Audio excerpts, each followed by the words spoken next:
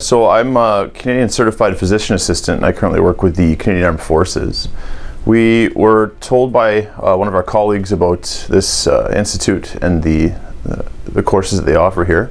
You know, when we showed up, we had fantastic instruction starting right from the fundamentals and the basics of using an ultrasound right into some more advanced critical care concepts. So to go from very limited knowledge and exposure to be able to feel confident leaving here that I can continue to learn and progress within the field of sonography and ultrasound is fantastic. I know that other courseware that we looked at, there was a potential for a higher student to instructor ratio, but I can say that being here at the Gulfcoast Ultrasound Institute, we had a very low number of students to instructor ratio, and I felt that the time and the ability to scan here in front of trained and qualified people really helped to quickly improve my skills in ultrasound. I don't think at any point in time we were any more than 2 or 3 students to instructor. Yeah, it was excellent to have that sort of oversight and experience watching as we learned. The important part of the process in learning is having that oversight, so it was good.